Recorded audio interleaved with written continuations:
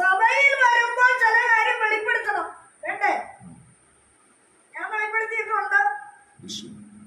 Arjunan lorry അറിഞ്ഞ് പോയി തലേ ദിവസം, പിറ്റേ ദിവസമാണ് ന്യൂസ് എല്ലാം നമ്മൾ അറിയുന്നത്. പക്ഷേ ദൈവത്തിന്റെ ആത്മാവ് അന്നേരം തന്നെ പറഞ്ഞു, ഇന്ന സ്ഥലത്ത് ലോറി കിടപ്പുണ്ട്, അതിനകത്ത് അയാൾ കൊണ്ടുവന്നു, ആ പയ്യനുണ്ടെന്ന്. അത് കഴിഞ്ഞ് 2 മാസത്തോളം തലച്ചു നടന്നു. അല്ലെ, പലപ്പോഴായി നിർത്തി തുടങ്ങിയും ഒക്കെ തലച്ചു നടന്നു. മണ്ണ് മാറ്റി എടുത്ത് നമ്മള് പബ്ലിക്കിന്റെ മുമ്പിൽ ഇതിൽ കൂടെ പറയാൻ പോയില്ല, പറഞ്ഞോ? പക്ഷെ സഭയിൽ പറഞ്ഞു, ഇന്ന സ്ഥലത്ത് ലോറിയുടെ അകത്ത് കുടുങ്ങി ആ പയ്യൻ കിടപ്പുണ്ടെന്ന്. അന്ന് പലരും പ്രവചിച്ച് പറഞ്ഞു, അല്ലെങ്കിൽ പ്രവചനം ആവശ്യപ്പെട്ടത് ആളെവിടെ ഉണ്ടെന്ന്. മരിച്ച ആളിനെ കുറിച്ച് നമ്മളെന്നാ പറയാനായി? അങ്ങനെ ഒരു പബ്ലിസിറ്റി നമ്മൾ ആഗ്രഹിക്കുന്നില്ല. 2, ഇ.ഡി. സതീശൻ സാറ് മുഖ്യമന്ത്രിയാകുമെന്ന് ഇലക്ഷൻ കഴിഞ്ഞുടനെ ദൈവാത്മാവ് പറഞ്ഞു 102 സീറ്റിൽ ഇലക്ഷൻ പുള്ളി അധികാരത്തിൽ വരുമെന്ന്. കഴിഞ്ഞ ആഴ്ച അങ്ങേര് തെരഞ്ഞെടുക്കുന്നതിന് മുമ്പ് ഈ സഭയിൽ ഞാനത് പ്രഖ്യാപിച്ചത്. അങ്ങേര് തന്നെ മുഖ്യമന്ത്രി.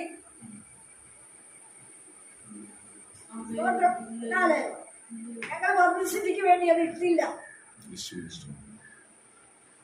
സ്തോത്രം. വന്നു കഴിഞ്ഞിട്ട് അങ്ങോട്ട് മനുഷ്യരെ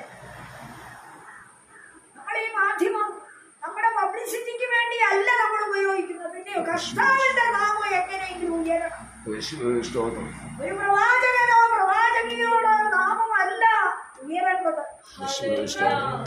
അവനിൽ വിശ്വസിക്കുന്ന അവന്റെ ജനത്തിന്റെ വിടുതലിന് വേണ്ടി മക്കളുടെ അപ്പമെടുത്ത് നായ്ക്കുട്ടികൾക്ക് ഇട്ടുകൊടുക്കുന്ന വ്യവസ്ഥയല്ലെന്ന് കർത്താവ് പറഞ്ഞിട്ടുണ്ടെങ്കിൽ പ്രവചനം ആർക്കാണ്? വിശ്വാസിക്കാം. നമ്മളോട് അടുത്ത് വന്നിരുന്ന് പ്രാർത്ഥിക്കുന്നവർക്ക് വേണ്ടിയാണ് പ്രവചനം. പുറലോകത്തിന്റെ മുമ്പിൽ പബ്ലിസിറ്റിക്ക് വേണ്ടിയല്ല പ്രവചനം. അതുകൊണ്ട് നടന്നില്ലേ കാര്യങ്ങൾ? നടക്കും. പകലിൽ ഒരു കാര്യം ഉറപ്പിച്ച് പറയുക. ഇവിടെ ഇന്ന് കേട്ട സങ്കീർത്തനത്തില് ബുദ്ധിമാനുണ്ടോ? ഒത്തിരി ബുദ്ധിമാന്മാര് കേരളത്തിലുണ്ട്, ഇന്ത്യയിലുണ്ട്, രാജ്യങ്ങളിലുണ്ട്. പക്ഷേ യേശു ഉള്ളവനായ ഏറ്റവും വലിയ ബുദ്ധിമാൻ.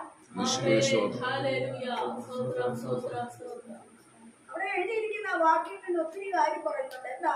ദൈവത്തെ അന്വേഷിക്കുന്ന ബുദ്ധിമാനുണ്ടോ എന്ന് കാണാൻ ദൈവം സ്വർഗത്തിൽ നിന്ന് മനുഷ്യപുത്രന്മാരെ നോക്കുന്നു. എല്ലാവരും പിൻവാങ്ങി ഒരുപോലെ കൊള്ളരുതാത്തവരായി തീർന്നു. ദൈവത്തെ അന്വേഷിക്കാത്തവരൊക്കെയും കൊള്ളരുതാത്തവരെന്ന് ദൈവം പറയുന്നു. നമ്മൾ പറഞ്ഞതല്ല.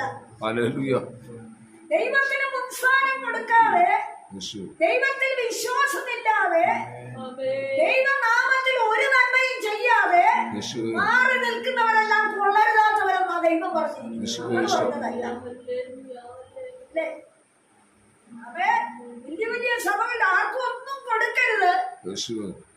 ഈ സഭകളൊക്കെ സൃഷ്ടിച്ചു പോകാൻ ഒരു ആത്മാവ് പോലും പുറത്തുനിന്നകത്ത് കയറാത്തതിന്റെ കാര്യം എന്താണെന്നറിയാമോ?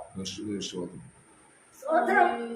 എളിയവരായ ദൈവജനം രാവിലെ നിലവിളിച്ച ദൈവത്തിന് കാഴ്ചപ്പാട് കൊടുത്താല് അത് പ്രഖ്യാപിക്കരുതെന്ന്, സഭയിലത് വേണ്ടെന്ന്, അങ്ങനെയുള്ളവരെ സഭയ്ക്ക് വേണ്ടെന്ന്, അങ്ങനെയുള്ളവരോട് കൂടെ കൂട്ടായ്മ ആചരിക്കരുതെന്ന്, അങ്ങനെയുള്ളവരെ ഭവനത്തിൽ കയറ്റരുതെന്ന് അവൻ മുഖ്യന്മാര് ചില പ്രക്ഷേപണം നടത്തി.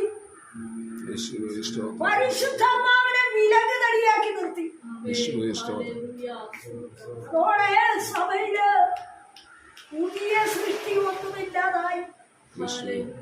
അവൻ ഒരു ജാതിയെ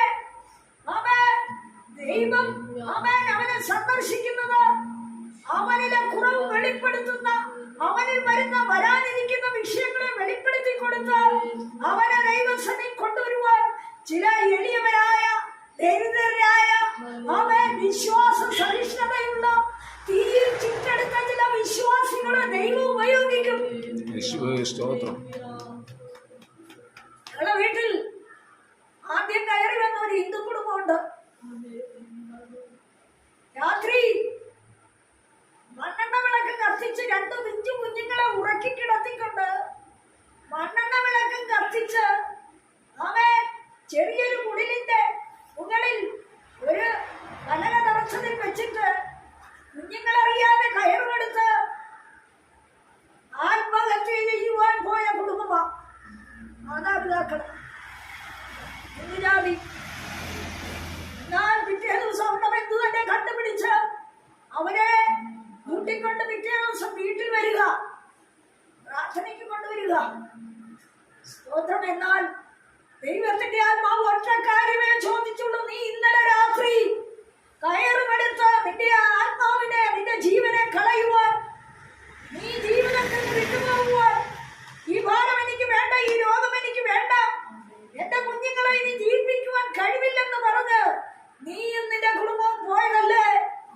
തലേ ദിവസം രാത്രി നീ വിളക്ക് കത്തിച്ച് കുഞ്ഞുങ്ങളെ എഴുന്നേൽക്കുമ്പോൾ പേടിക്കണ്ടെന്ന് ഓർത്ത് കുഞ്ഞുങ്ങളെ വിട്ട് നീ മാറിപ്പോയി ആത്മഹത്യക്ക് ഒരുങ്ങിയപ്പോൾ എന്റെ ജനത്തെ കൊണ്ട് നിന്നെ ഇവിടെ കൊണ്ടുവരിപ്പിച്ചെങ്കിൽ നിന്നെ ദൈവം കണ്ടിട്ടുണ്ട് എന്ന് പറഞ്ഞപ്പോൾ ആ ജാതിയൻ തകർന്ന് അവിടെ വീഴുവാനിടയായി. ആരും അറിയാത്ത രഹസ്യം ദൈവത്തിന്റെ ആത്മാവ് എന്നിൽ കൂടെ ചൂണ്ടിക്കാണിച്ചപ്പോൾ അവൻ ആവേശത്തിൽ ഉത്തമ സാക്ഷിയെ ദൈവത്തിന് വേണ്ടി ഉയർത്തുവാനിടയായി. പകലിൽ ഹല്ലേലൂയ, എളിയവരെ ആദരിക്കുന്നവൻ ഭാഗ്യവാനെന്ന്. എളിയവരെ ആർക്കും വേണ്ട. സ്തോത്രം. സമസൃഷ്ടങ്ങളിൽ മാന്യതയുള്ളവരെ കൂട്ടുപിടിച്ച് മാന്യസ്ഥാനം അന്വേഷിച്ച് മാനിക്കപ്പെടുന്ന അനുഭവത്തിലാകി അവൻ ഞങ്ങൾക്ക് വരെ നിൽക്കണമെന്ന് വാദിക്കുന്നവരല്ല ദൈവത്തിന്റെ വിശ്വാസികൾ. നന്മ ചെയ്യുന്നവൻ ഒരുത്തൻ പോലുമില്ല. ദൈവത്തെ അന്വേഷിക്കുന്നവൻ ഒരുത്തൻ പോലുമില്ല. പ്രാർത്ഥിക്കുന്നവരില്ല. അകൃത്യത്തോട് അകൃത്യം കൂട്ടുന്നവർ, അവൻ ഭയമില്ലാതിരിക്കുന്നവർ, അവൻ എന്നാൽ ഭയമില്ലാത്തടുത്ത് ഞാൻ മഹാഭയമയക്കുമെന്ന് ദൈവവചനം പറയുന്നു. സ്തോത്രം. പകലിൽ ദൈവവചനം മടങ്ങി വരവിന് വേണ്ടി യഥാസ്ഥാനത്തിന് വേണ്ടി ദൈവം നമ്മളെ വിളിച്ചുകൊണ്ടിരിക്കുക. പറയുന്നുണ്ട്, ആർക്ക് വേണ്ടിയും പക്ഷപാതം ഒന്നും ചെയ്യത്തില്ല, പക്ഷേ ഞങ്ങൾക്ക് വേണ്ടി ഞങ്ങൾ പക്ഷപാതം ചെയ്യും. എവിടെ നിന്ന്? ഞങ്ങള് കാനഡയിൽ പോയിരുന്നു പക്ഷപാതം ചെയ്തു. ഇവിടെ തട്ടാൻ കഴിയാത്തതിന് കാനഡയിൽ പോയിരുന്നു തട്ടുന്നവരുണ്ട്. നീ എളിമപ്പെട്ട് ദൈവസന്നിധിയിൽ വിധേയപ്പെട്ട് വിശ്വസിക്കുന്നെങ്കിൽ നീ കാനഡയിൽ പോയി തട്ടേണ്ട കാര്യമില്ല കേട്ടോ. ഒരു സഹോദരി വിളിച്ചും പറഞ്ഞതാ. സ്തോത്രം. എന്റെ കാര്യം അന്നെന്നുള്ളത് ചോദിച്ച് മേടിക്കുന്നത്, ചിലരോട് ദൈവം കൊടുക്കാൻ പറയും, അങ്ങനെയാണ് കഴിഞ്ഞു കൂടുന്നത്. മറ്റുള്ളവർക്ക് വേണ്ടി ഞാനൊന്നും ചോദിക്കത്തില്ല. എനിക്ക് സങ്കടം തോന്നിയവരെ കുറിച്ച്. ഇനി കാനഡയിൽ പോയി തട്ടേണ്ട കാര്യമുള്ളൂ. സ്തോത്രം. ഹല്ലേലൂയ. യേശുവിന്റെ നാമത്തിൽ ജയമെടുക്കട്ടെ. ആമേൻ. ഹല്ലേലൂയ. ദൈവം തന്റെ ജനത്തിന്റെ സ്ഥിതി മാറ്റുമെന്നാണ് വചനം. ആരുടെ സ്ഥിതിയാ മാറ്റുന്നത്? അവൻ യാക്കോബിന്റെ, ഇസ്രായേലിന്റെ. അവൻ അവിടെ എഴുതിയിരിക്കുന്ന ഒത്തിരി കാര്യങ്ങൾ ഇന്നലത്തെ സങ്കീർത്തനത്തിൽ ആഴമായി പഠിത്തങ്ങൾ ഇടപെടും. സ്വതന്ത്രം. മൂഢനെ കുറിച്ച് ദൈവം പറയുക, ദൈവമില്ല. അവന്റെ ഹൃദയത്തിൽ പോ. ദൈവത്തിന്റെ വാക്ക് വേണ്ട, വചനം വേണ്ട, വിശ്വാസം വേണ്ട, ദൈവകൃപ വേണ്ട, ശക്തി വേണ്ട, ദൈവനാമത്തിൽ പറയുന്നത് ഒന്നും വേണ്ട. അത്ഭുതമുണ്ടോ, അടയാളമുണ്ടോ, എടുക്ക്, കാണിക്ക്, പറയേ ഞങ്ങളെ കുറിച്ച് എന്ത് പറയുന്നു. അല്ല, ഇന്ന് പകലിൽ വിശ്വാസ സമൂഹം ആദ്യം മടങ്ങി വരുന്നത്. നേരത്തെ ദൈവദാസൻ കൂടി കേട്ടല്ലോ, ജാതികൾക്ക് പെട്ടെന്ന് ദൈവം പ്രവർത്തിക്കുകയല്ല, അവരുടെ നടുവിൽ നിന്നും ദൈവം തന്റെ ശേഷിപ്പിനെ അരിച്ചെടുക്കും. ഒരു ശേഷിപ്പ് ദൈവം സൂക്ഷിച്ചിട്ടുണ്ടല്ലോ. ഏലിയാവ് പ്രാർത്ഥിച്ചു, പാലിനും ഒട്ടുമടക്കാത്ത 7000 പേരെ ഞാൻ ശേഷിപ്പിച്ചിട്ടുണ്ടെന്ന് പറഞ്ഞാൽ അതിന്റെ അർത്ഥം എന്താണെന്നറിയാമോ? അവൻ മഹാദൈവത്തിന്റെ ശക്തി ദൈവഭക്തിയിൽ വിശ്വസിക്കുന്ന ഒരു കൂട്ടമുണ്ടെന്നൊരു ശേഷിപ്പുണ്ടെന്ന് ദൈവം കണ്ടിട്ടുണ്ട്. നമ്മൾ വിശുദ്ധീകരിച്ചവര് മാത്രമല്ല, സമസൃഷ്ടങ്ങളെ സ്നേഹിച്ച ആഴമായി ആഴത്തിലെ ചേറ്റിൽ താണുകൊണ്ടിരിക്കുന്ന ഇപ്പോൾ കേട്ടല്ലോ, സിനിമാ നടന്മാര് ഒരു സൗഭാഗ്യമുള്ളവരാ, അവര് ഭൂമിയിൽ സമ്പന്നത അനുഭവിക്കുന്നവരാ, അവര് പ്രശസ്തരാ, അവർക്ക് എളിയവരെ സഹായിക്കേണ്ട ഒരു കാര്യവുമില്ല. പക്ഷേ വലിയ വലിയ ഹല്ലേലൂയ സിനിമാ താരങ്ങള് എളിയവരെ ആരും അറിയാതെ സഹായിച്ചവരുടെ കുടുംബങ്ങളെ ഉദ്ധരിക്കുന്നു. എന്നാൽ ഇന്ന് പകരം ചോദിക്കട്ടെ, ദൈവവചനാരച്ച് കലക്കി കുടിച്ച് പഠിച്ച് വിശ്വസിച്ച് സ്തോത്രം അതിന്റെ അത്ഭുതവും അടയാളവും കണ്ട് തലമുറയായി പിന്നിട്ട ഇന്നത്തെ തലമുറയ്ക്ക് വന്ന നന്മയുടെ ഓരംശം 10 തലമുറയ്ക്ക് കൂട്ടിവെച്ചിട്ടും എച്ചിലാക്കി കളയുന്ന നന്മ പോലും എളിയവർക്ക് വേണ്ടി കൊടുക്കുന്നുണ്ടോ? ഇല്ല. ഞങ്ങൾക്ക് ഞങ്ങളുടെ തലമുറയ്ക്ക് മാത്രം.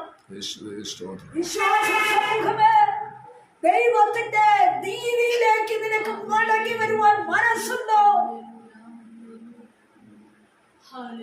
പരിശുദ്ധാത്മാവ് ചോദിക്കുക. സതീശൻ എന്ന് പറയുന്ന ദാസൻ വളരെ പ്രാർത്ഥിച്ചിട്ടുണ്ട് അദ്ദേഹം. കാരണം നിയമസഭയിൽ അദ്ദേഹം വെല്ലുവിളിയോടെ അഴിമതികളെ കുറിച്ച് വാദോരാതെ സംസാരിക്കുന്നത് പലപ്പോഴും ഞാൻ ശ്രദ്ധിച്ചിട്ടുണ്ട്. ഞാനും കൊണ്ട് ഒരു പത്രപ്രവർത്തകയായിരുന്നത് കൊണ്ട് ചില പത്രപ്രവർത്തകര് ചോദിക്കുന്ന ചോദ്യങ്ങൾക്കും നിയമസഭയിൽ അഴിവ് നടത്തുന്ന അഴിഞ്ഞാടുന്ന അല്ലെങ്കിൽ ഭരണകക്ഷികൾ ചെയ്യുന്ന വിഷയത്തെ ഉന്മൂലനാശം ചെയ്യുമ്പോൾ അദ്ദേഹം ശ്രമിച്ചു തന്റെ പ്രാണനെ ഭയപ്പെടാതെ ചോദ്യം ചെയ്യുന്ന ചില വിഷയങ്ങളെ ഞാൻ ആഴമായി ഗ്രഹിച്ചിട്ടുണ്ട്. അതുകൊണ്ട് ഒന്നെനിക്ക് മനസ്സിലായി, അദ്ദേഹമാകട്ടെ കർത്താവിന്റെ സന്നിധിയിൽ നിൽക്കുക ഭരണാധികാരിയായി ദൈവവചനമുള്ള ഒരു മനുഷ്യൻ വരണമേ എന്ന് രഹസ്യ പ്രാർത്ഥനയിലുണ്ടായിരുന്നു.